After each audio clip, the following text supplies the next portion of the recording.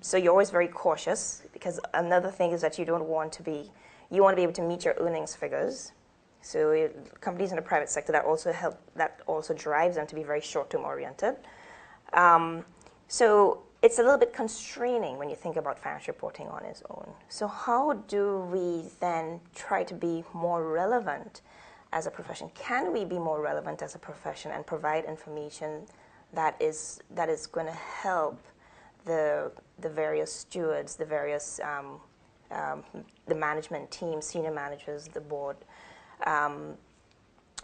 manage the company more effectively? How can we provide more decision-useful information? Integrated reporting is giving us that avenue. It helps us to be able to articulate our risks and opportunities better. So you are essentially focusing on not just the past, but you're saying, okay, well, what is it that is going to be affecting me today, tomorrow, long term? How do I need to allocate my resources to be able to be effective today, tomorrow, and in the long term? And what has actually there's some research that shows that companies, by taking this more holistic approach and being more transparent in terms of how they are operating, this leads to lower costs of issuing debt, better access to the market. And, so this is all very positive things. So if you look at it from the public sector perspective, you will also see that, as I mentioned earlier, with the debt crisis, countries were penalized. If you looked at the CDS spreads of the various, the credit default spreads of countries, they just spiked. What was that? There was a lot of fear, there was a lot of uncertainty. There wasn't sufficient information, transparent information for investors to be able to judge whether or not it was okay to invest, to buy these bonds for the various countries.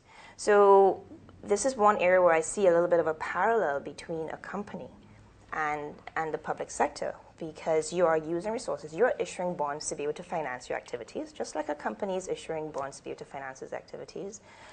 But companies actually provide a lot more information than the public sector. Why is that? So what needs to be done to be able to increase the transparency within the public sector so that you can actually then give the public a lot more confidence in investing in your debt issuances for you to be able to conduct your various your role as that public sector organization. So we believe at the World Bank. Oh, I didn't go through the challenges. There are challenges. I like to focus on the benefits, but there are challenges. One of the key things that we are finding as we try to implement integrated reporting is the buy-in from the stakeholders within the organization. And this is not just for ourselves, it is also true in other various entities as well. We are essentially, this is something that is new. So whenever there's change, what does it require? It requires a change in behavior, a change in the way in which you look at how you are operating. It takes time. And so this is why we say that it's something that is like a 2 to 3 year journey. People need to be able to be convinced at the value add. What is the value proposition of integrated reporting? Is it just another report?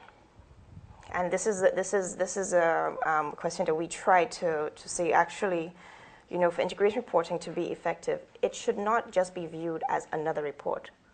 It should not become a compliance exercise, because you're going to have a lot of resistance to that. What you really want to see is that the integrated thinking, that is what's important. So in us trying to implement integrated reporting, it's really a heavy education exercise. You really want to be able to talk to the various stakeholders and help them to see it from, what is in it for them. How can being more holistic, more integrated in our approach, help us to manage the organizations better.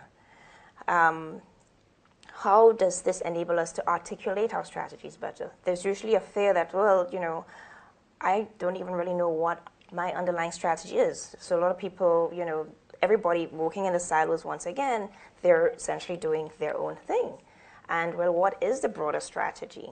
So you are finding that through the exercise, you have a little bit of resistance because people have to now change the way in which they approach how they work. So there are challenges, but it's something that can be overcome if the education process is appropriate, if you can demonstrate the value proposition. The other thing is, providing a balanced view. A lot of times, yes, it's okay. People feel very comfortable about talking about the positive aspects of the positive performance of the companies. But then you really, when you're talking about being holistic, it is not only talking about, well, what I've done well. It's also talking about areas for improvement. And so what you're finding is that, that is also a little bit of a shift because people feel that they will be penalized for talking about areas of weakness. And, but actually in reality, investors are coming along to that. They're actually being a little bit more forgiving when you are honest about, look, I'm not doing very well here, but this is a plan for improving going forward. So it's all about trying to get people comfortable with being more transparent. And this is no different from the public sector. One of the biggest challenges are really going to be how can you get the public sector to feel more confident and comfortable about being transparent about operations, transparent about whether or not they're good stewards of the resources that they have. Selecting the right key performance indicators. So there are quite a lot of measures that are being used to